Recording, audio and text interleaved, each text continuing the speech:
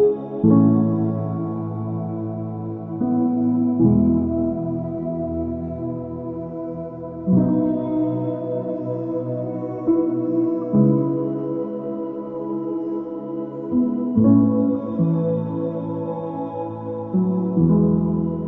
message is one of the hardest message na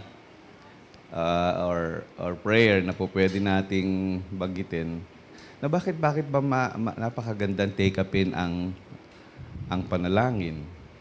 Kasi nga ang isa sa reason na binigay sa atin is hindi tayo marunong, hindi natin alam kung ano ang ating ipapanalangin. Hindi tayo marunong manalangin.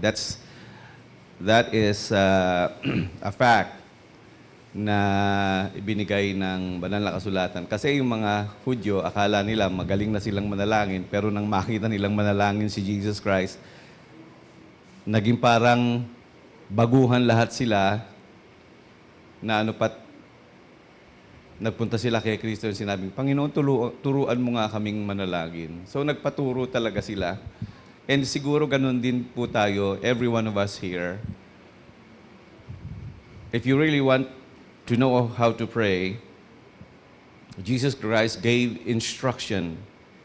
Exactly 52 words. Exactly 52 words ang ginamit niya. Nilagay niya eksakto yung mga words na yon sa tinatawag nating the Lord's Prayer. And you know what it asks? Our Father, who art in heaven, hallowed be thy name, thy kingdom come, thy will be done. So we take up our Father, the opportunity that has been given to you, the right to be sons and daughters of God. Hallowed be thy name, to honor him, to revere him with the highest honor because of his holy name. And then, thy kingdom come. Let him, we pray that may you rule in our hearts, in our words, in our minds, in our family, in this church,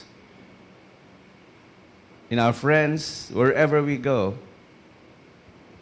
And today, we will take up the request, the third petition of the Lord's Prayer, your will be done on earth as it is in heaven, in Matthew 6:10. That's in Matthew 6:10. We're going to focus on two things today.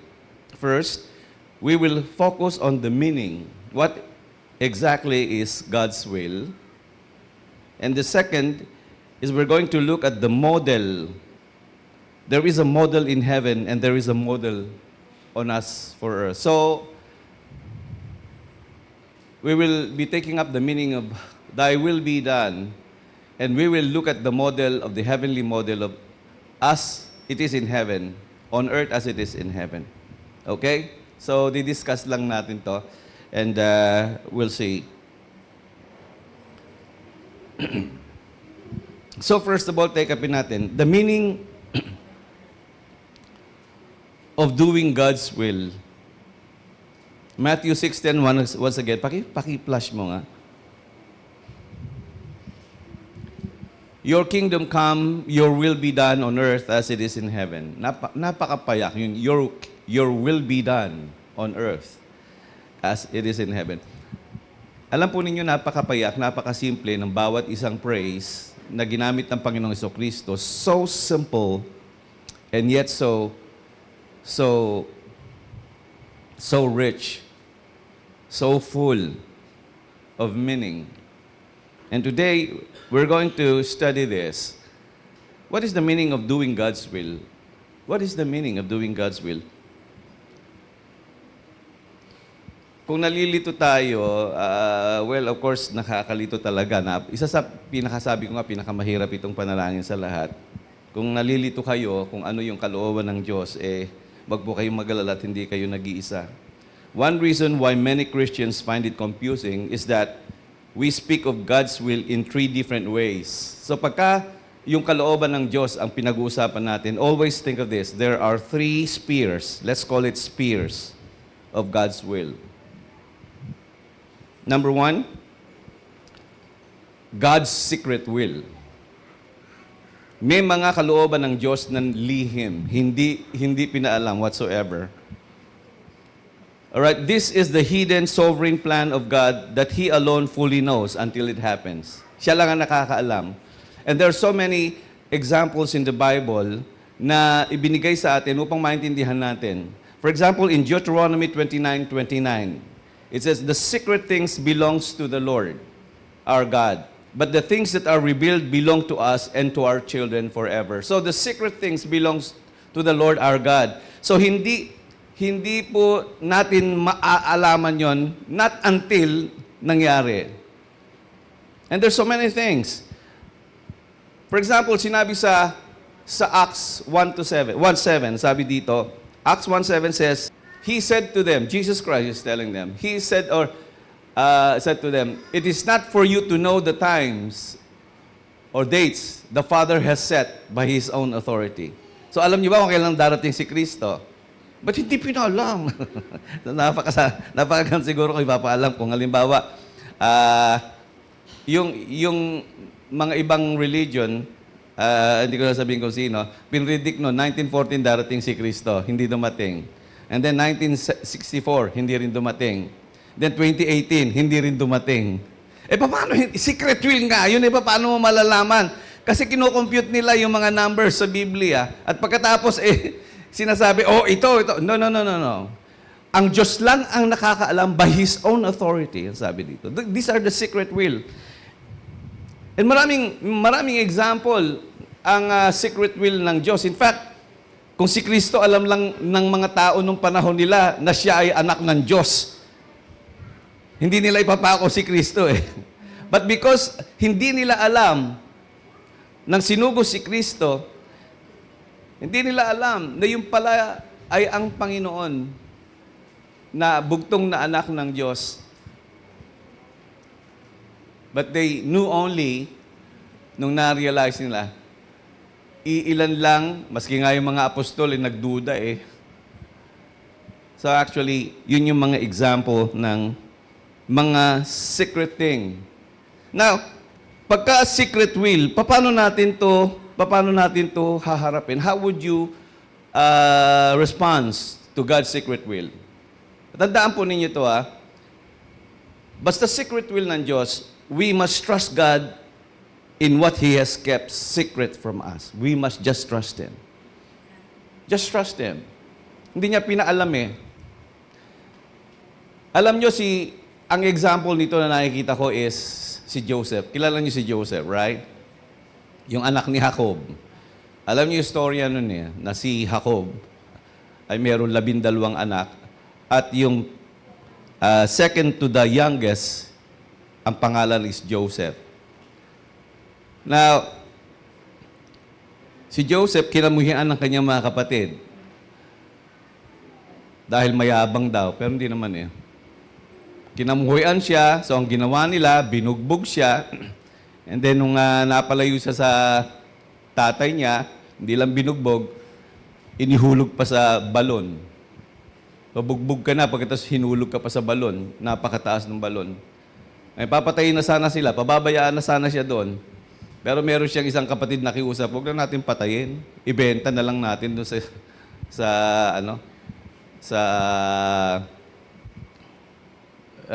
merong isang tribe na nagpunta doon na bumibili ng mga lalaki para alipin. So, binili siya.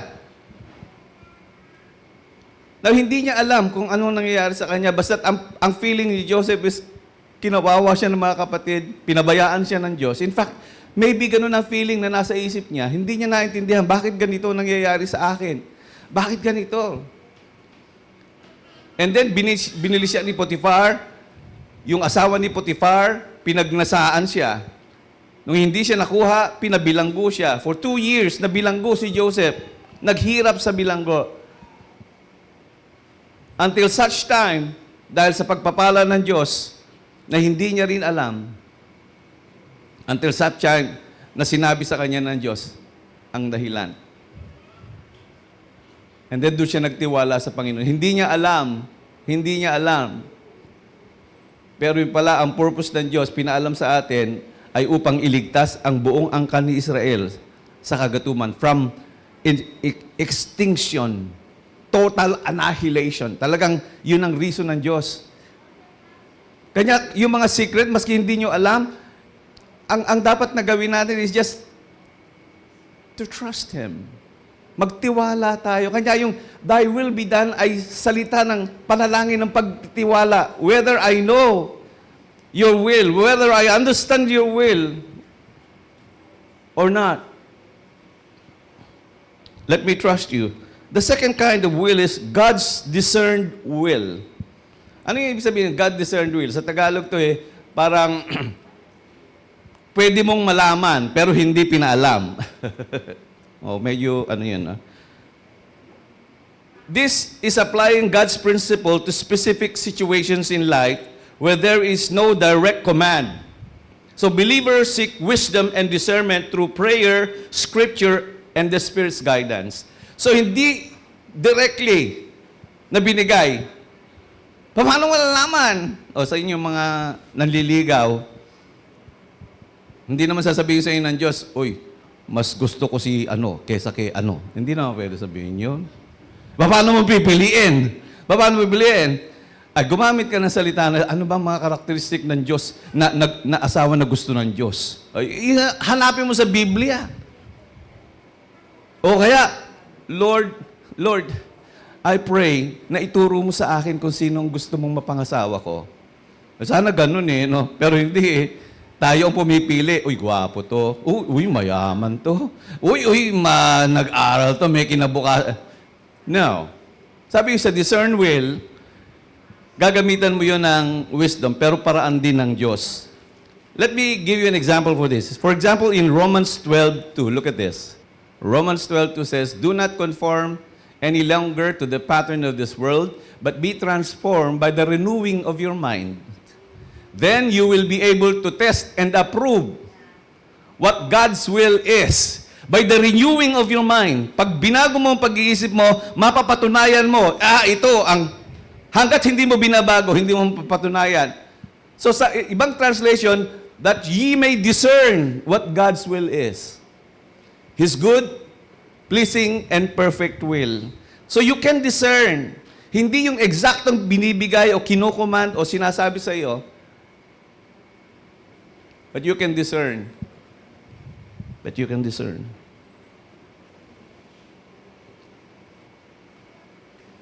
Now, so how are you going to respond sa discern will ng Diyos? Well, God's direction is specific.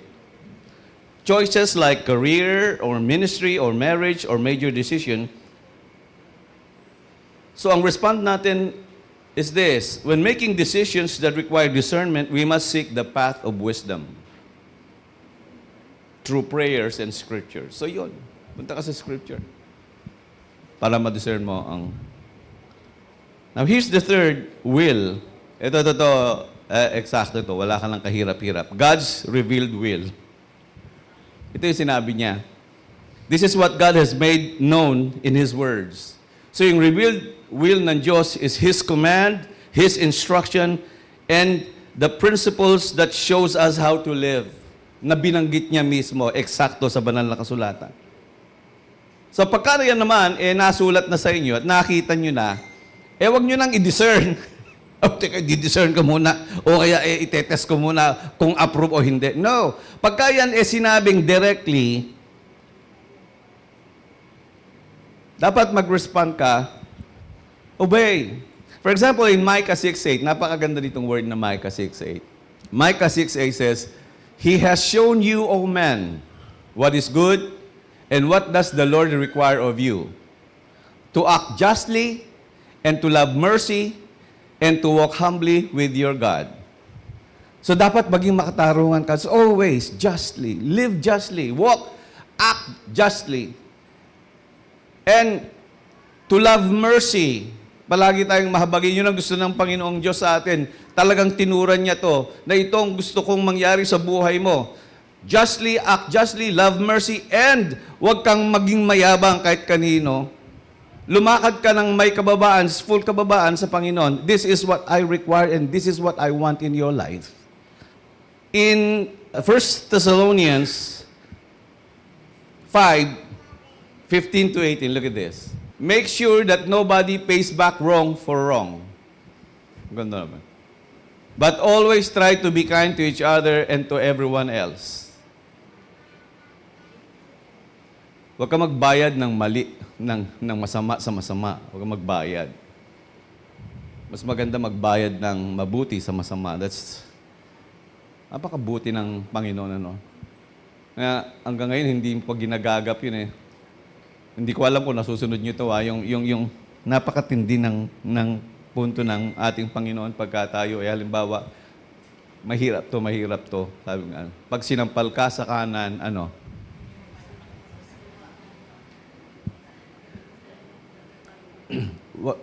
wag kang sasampal sa kaliwa. Hindi ka magbabayad ng masama sa masama.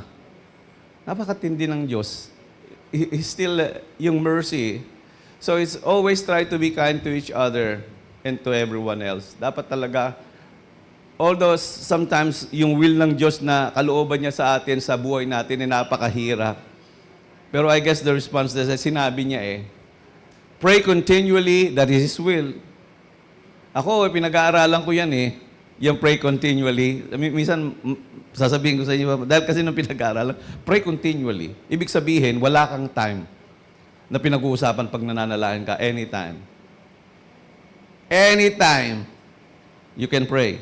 Anong posisyon ang pinakamagandang prayer? Pagka sinabing, pray continually, walang definite position or posture sa prayer. Kahit lumalakad ka, kahit natutulog ka, kahit nakahiga ka, kahit nakatayo ka, kahit nakaupo ka. When you say pray continually, hindi mo magagawa yung pray continually pag namimili ka ng posture. Kaya anong lengguwahe? So in other words, give thanks in all circumstances. That's His will. Wag lang doon sa magaganda. All circumstances. For this is what? God's will for you in Christ Jesus. Sometimes maybe it's quite difficult. Pero why? Why? Kasi if you remember, tinake up natin, because all things works together for good to them that love God. Sapagkat lahat ng bagay, whatever it is, mabuti o masama, as long as ikaw ay anak ng Diyos na nagtitiwala sa Kanya, everything is going to work for good. And of course, ito pinakamagandang kung gusto mo sunod ang lahat ng kautusan ng Diyos, binigay niya rin. Sabi niya, love God with all your heart, with all your soul, and with all your mind, and with all your strength. And love your neighbors as yourself. All the laws and the prophets are contained in these words. Grabe. All the words and commands and the prophet, lahat daw ng mga kautusan ng Diyos, nakakontain lang doon sa dalawa na yon. Bakit ka pa mag-iisip? Bakit ka pa mangangabisado ng Genesis, Exodus, Leviticus, Numbers, Deuteronomy? Samantalang, yun pala cover na lahat. Nasunod mo na yung kalooban niya, yung gustong pinagagawa sa atin. Alam po ninyo ang problema, kauna-unahang problema, gusto natin independent tayo sa pagsunod. Kanya kumain si Eva at si Adan ng pinagbabawal na prutas kasi gusto nila silang masunod. Hindi ang Diyos. Kanya ito yung prayer na to It is not my will, Lord. It is not my will. It should be yours.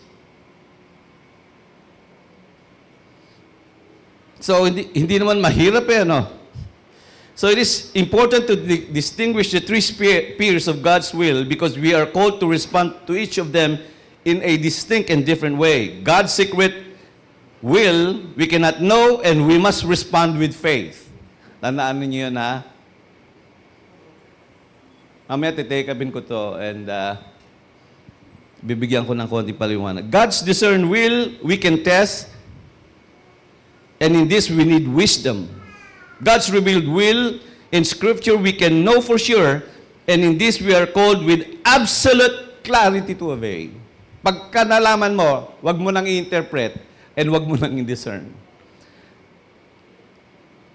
So, when we pray, your will be done, we are asking for faith in what God has kept secret, wisdom in what God calls us to discern, and obedience in what God has revealed. This is the meaning of God's will. Now, let me go to the model of doing God's will. May modelo dito eh. Your will be done on earth as it is in heaven. Ano gusto niyo unahin? Heaven. Bakit ba? Paano ba sinusunod ang kalooban ng Diyos sa langit? Lahat nga sumusunod eh. Pag sinabi niya yung araw, huminto ka. Grabe, hinto ang araw. Natatandaan ninyo yan? Nang huminto ang araw, nakipag-away ni Josue laban sa mga kaaway niya. Huminto ang araw.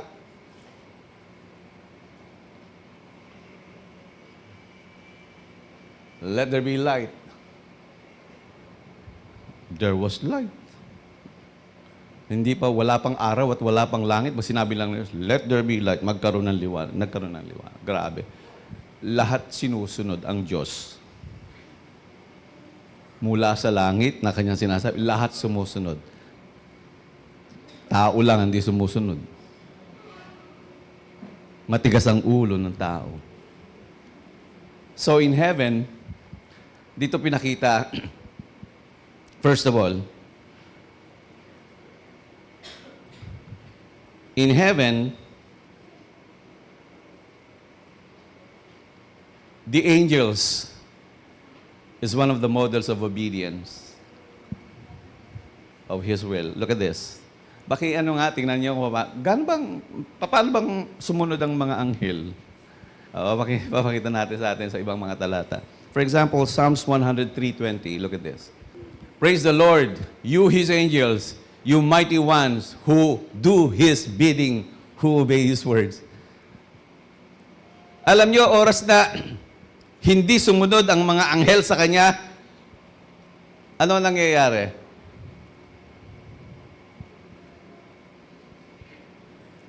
Meron hindi sumunod, di ba? Nakita niyo kung ano nangyari.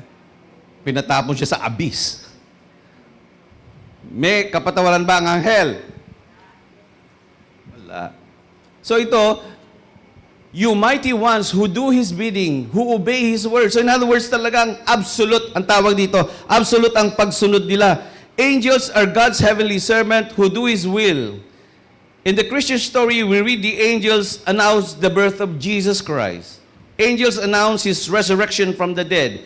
He is not here, He is risen in Matthew 28. Angels promise His glorious return. Pati yung pagparito niya, kapanganakan, kamatayan, pagkabuhay na maguli, at pati pagparito niya.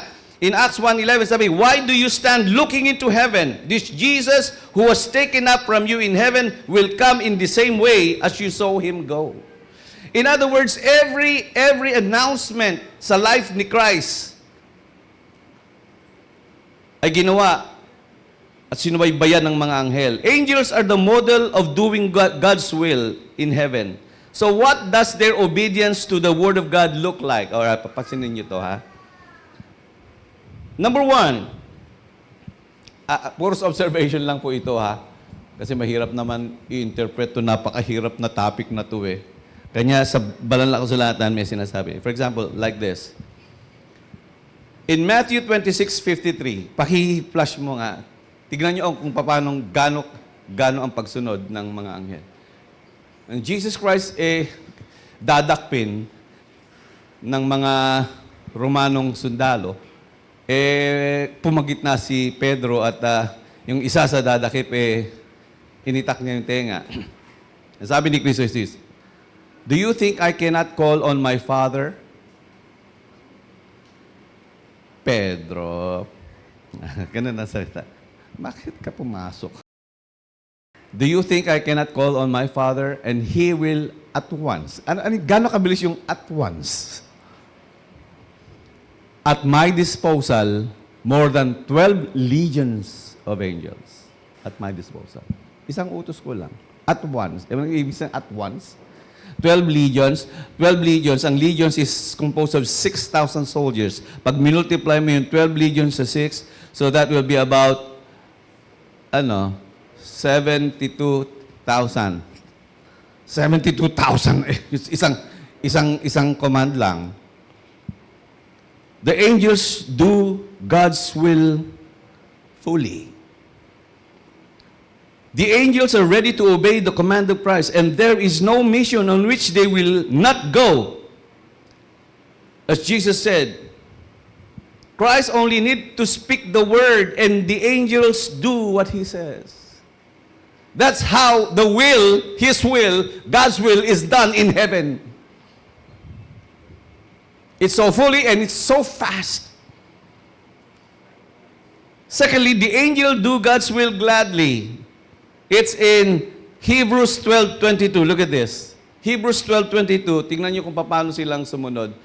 But you have come to Mount Zion, to the heavenly Jerusalem, the city of the living God. You have come to thousands upon thousands of angels in joyful assembly. So, pagka sila inutusan, in an assembly, nandito sila in joyful assembly, they do God's will gladly. Merong kagalakan sa kanilang mga puso. Hindi kagaya ng mga tao na pagka inutusan ng Diyos nakasimangot. Ang mga anghel, hindi lang at once, ang mga anghel may kagalakan every time na ang Diyos ang nagbid sa kanila to do something. There is gladly and there is at once, immediate sa kanilang pagsunod. And thirdly, the angels do God's will immediately. Gaano kabilis? Yung at once, bilis. Bakit? Kasi sabi sa Hebrews 1:7, ang mga angels daw ginawa saan gawa? Kayo gawa sa alabok eh, alright. Ang angels saan gawa? Wind, sa hangin. So hindi sila kailangan maglakad. Kayo mabagal, maglakad, tumakbo. Hindi. They were made out of wings. Kita mo naman kung paano mag-travel ang winds. Apaka immediate. They fly like the wind to do God's will. The wind moves fast. The angels do not hang about deciding if they are going to obey. No. Hindi. Ano, susunod ba tayo? Hindi gano'n. So they are fully, ang obedience fully, kung ano inutos, gladly, may kagalakan, and fastly, immediate. So is what Jesus teaches to pray, so that we may do the will of God as the angels do. Thy will be done is a prayer for every one of us, that as the angels or the heavens obey God, immediately, fully, with joy, that is how we should do His will. That is exactly how. Napakagandang ano sa buhay no na gano'n na hindi. Bago ganapin yung kalooban ng Diyos, saan nabukal na tanong? Ba't tayo natuto na gano'n no na i-interpret natin, hindi ganyan, hindi ganyan. But when you have discovered, dapat ganon. Now on earth, how are we going to obey God on earth? May modelo ba dyan? Yes, meron din. Ang gusto kong makita ninyo. It has in the life and ministry of our Savior Jesus Christ. There's the model that you have. Thy will be done on earth as it is in heaven. In heaven, you are obeyed. No doubt about that. And in heaven and on earth, somebody did for us to follow. In John 6:38, look at this. For I came down from heaven, and not to do my own will, but the will of Him that sent me. Grabe. I came down. Why did Jesus come down? He did not just come down just to die on the cross, just to rise from the dead. No. The reason why He came is to set an example of how God's will is done on earth. Is done on earth.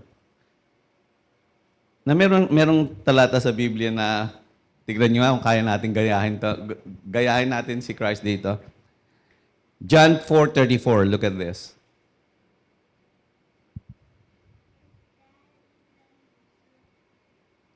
My food. Example lang kayo, my food. Kung anong klaseng food ang gusto nyo. Kung yung pinakamasarap, steak. O kaya yung paborito mo, yung si Gina, pansit lang to eh. Ayos na to eh. Mabubuhay na to eh. So parang kay Gina, yung pansit. Sa lahat ng restaurant na in-order na namin pansit. Hindi mawawala yon. Pero kay Jesus Christ, look at this. My food, said Jesus, is to do the will of Him who sent me. Grabe naman. Anong ibig sabihin nun? Pag wala kang pagkain, hindi ka mabubuhay. Para for Jesus Christ, that is His food. Which means, every obedience He did of the Father's will nourishes Him. Yun ang nagpapalakas sa Kanya. Yun ang nagbibigay tibay sa Kanyang pangatawan. It nourishes Him. It makes Him feel so joyful. Kanya nga si Jesus Christ, ang pagsunod niya, hindi lang naman basta, kahit ba nahirapan siya, meron bang pagsimangot o nawala. Madi-discover niyo dito, wala. Yung si Jesus Christ, sapagkat ang pagsunod niya ay parang pagkain, ng masarap na pagkain na inihahain. Ganun ang pagsunod niya sa kalooban ng Diyos.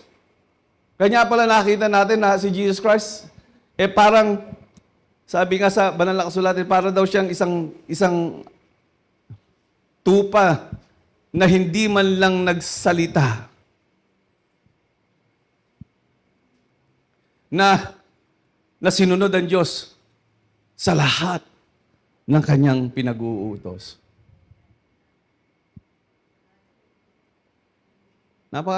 Siguro, kung ikaw ay ipapanganak sa sabsaban, ha? Dad naman, wala na ba mas maganda-ganda ng konti? Yung hindi naman mabaho. Sinanay mo ako dito sa langit na ganito ang katatayo. Pagkatapos yung dumi at saka baho ng sabsaban, dun mo ako ipapanganak. No. Mas lalo yung paglalakarin ka. Ang lalakas si Jesus Christ, puro putik ang naranasan niya yun. Naranasan niya mainitan. Naranasan niya masapok. Lahat ng klase ng problema, trouble ng tao, naranasan niya lahat. Hindi siya nagreklamo. Ngayon merong isa na, ito mahirap to eh.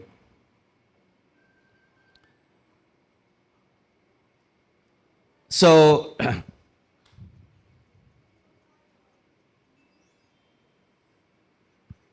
merong second.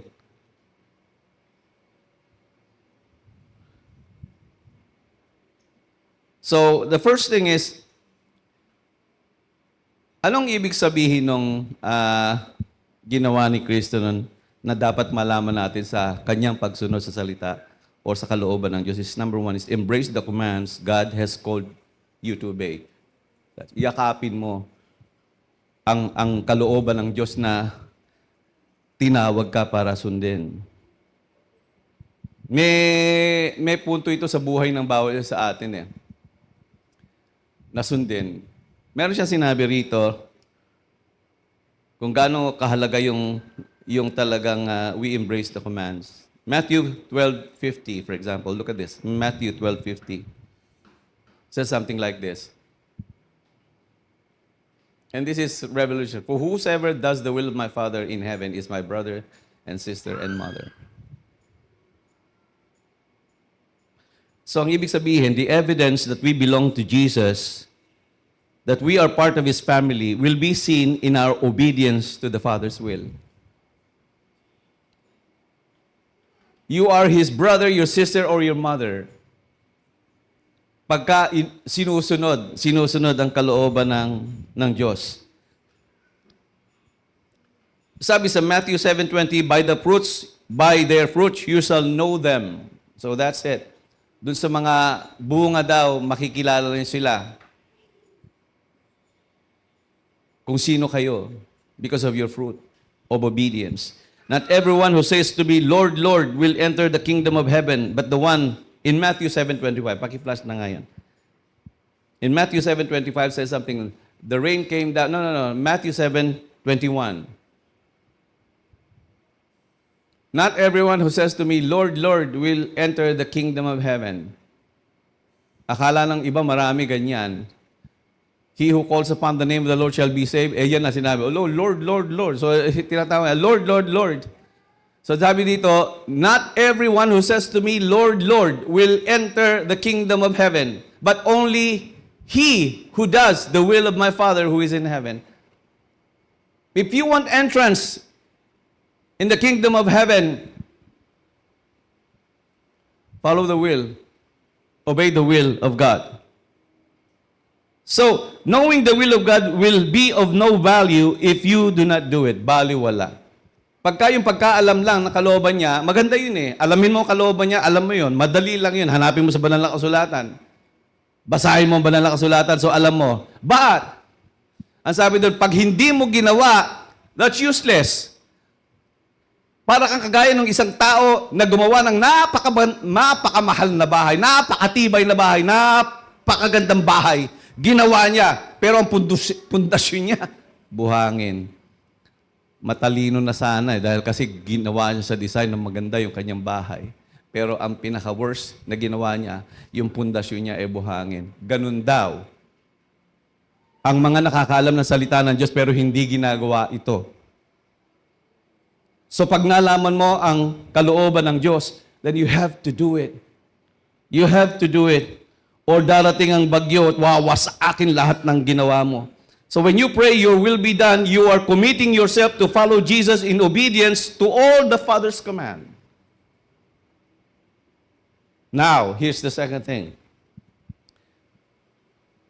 Doing the will of the Father meant not only living the perfect life, which in complete righteousness, He fulfilled all the requirements of God's law wonderfully, perfectly, and completely. So, ang ibig sabihin ng doing God's will, hindi lang yung pagsunod sa Diyos, sa kalooban ng Diyos, perfectly, living the righteous life, hindi lang daw yon. Meron pang isang pinakita si Kristo upang maging modelo natin ng pagsunod sa kanyang kalooban. And this is this, submit to the burden God has called you to carry. Submit to the burden God has called you to carry. Each one of us ay tinawag ng Diyos upang magpasan ng isang pasan.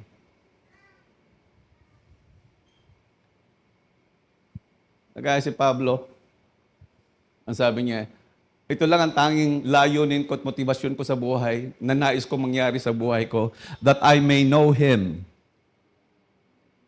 and the power of His resurrection and to be one in His suffering. Grabe si Pablo. Grabe si Pablo. So sa Gethsemane, I'd like you to look at this. Si Jesus Christ hindi nag-pray ng lahat ng mga ibang request. Hindi niya pinray. Isa lang ang pinray niya. Isa lang sa Lord's Prayer. Isa lang. And this is it. Could you flash Matthew 26:39? All right. Going a little further, he fell with his face to the ground and prayed, "My Father, if it's possible, may this cup be taken from me." Yung cup na yun na sinasabi is the cup of God's wrath. Wrath. Yung galit ng Diyos na iinumin niya. Kung may posible, kasi alam niya that it's going to be a difficult burden na bubuhatin niya. Pero sabi niya dito, yet not as I will, but as you will. Thy will be done. In verse 42, look at this. Verse 42, 26:42, says something like this. He went away a second time and prayed, "My Father, if it is possible for this cup to be taken away unless I drink it, may your will be done." So 3 beses niya pinag-pray.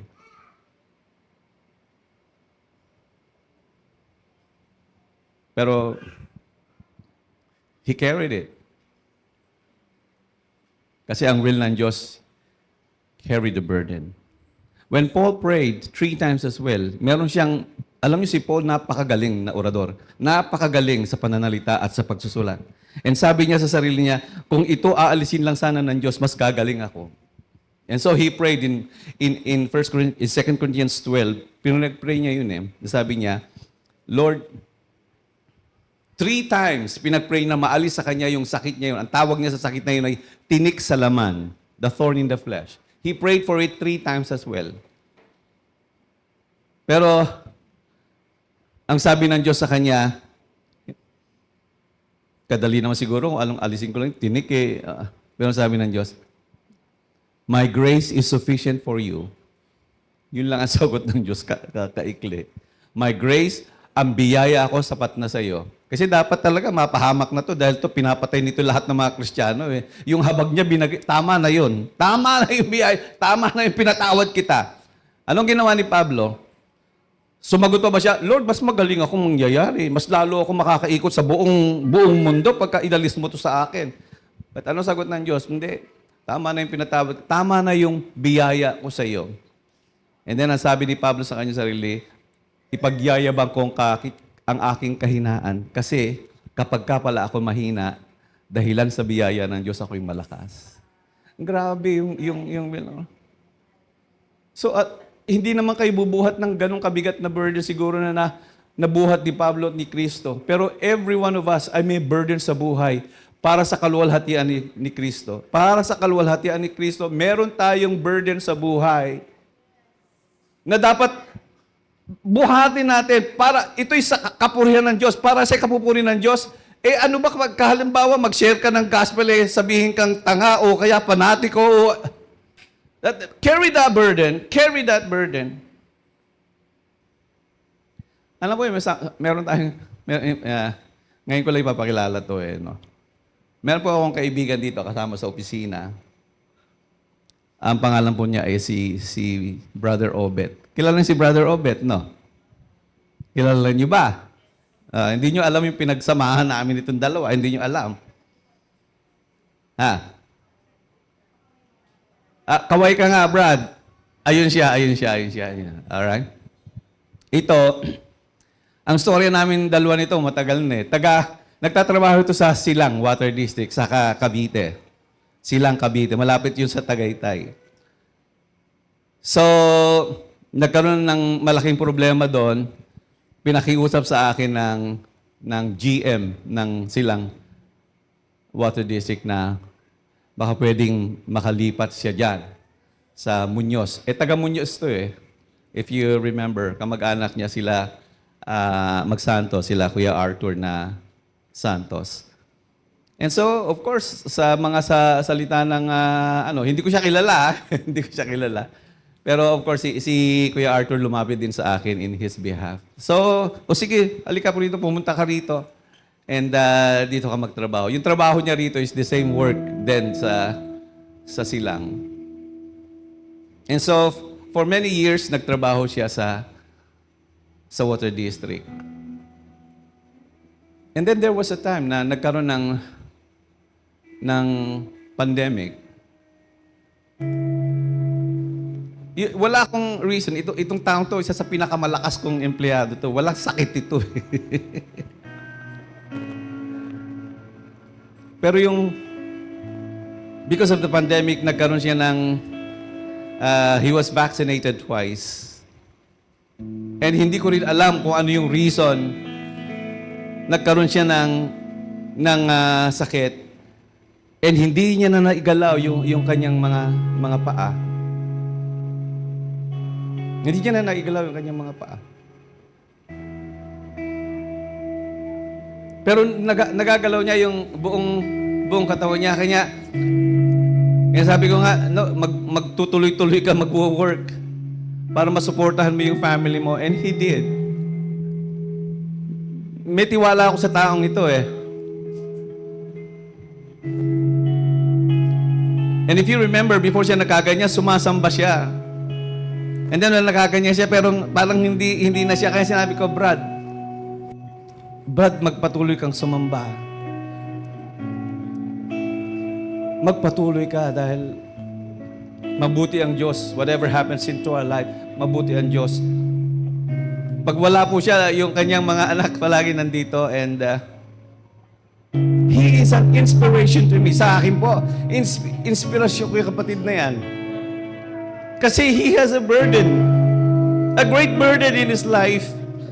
Pero he carried it. And he obeyed the will. And every time na nakikita ko siya na nandyan, I'm so happy kasi he is going to be a model for each and every one of us na hindi lang sundin ang kalooban ng mabuting kalooban ng Diyos, but we are also willing to carry the burden na binigay niya sa bawat isa sa atin. That is the will of God.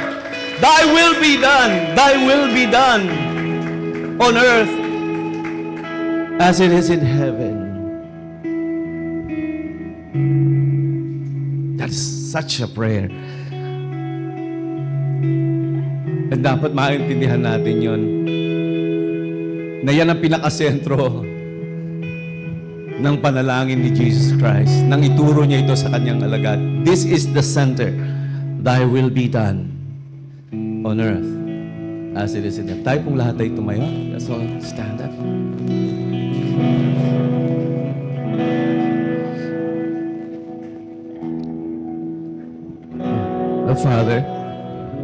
Oh Father in heaven, Lord, maraming salamat sa iyo, Panginoon. Natawagin ka lang Ama is been a great privilege and a great gift to each and every one of us, that you have considered us your sons and daughters. Salamat, Panginoon, kasi we belong to your household. We belong to a Father who cares, who loves,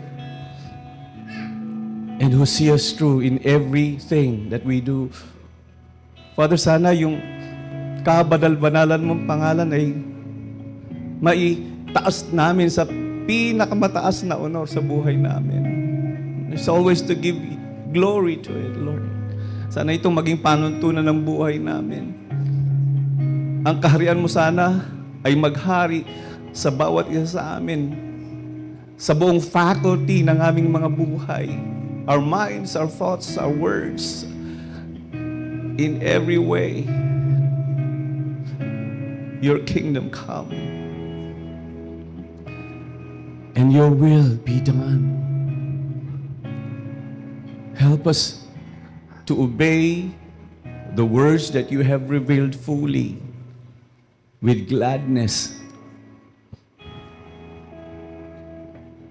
and immediate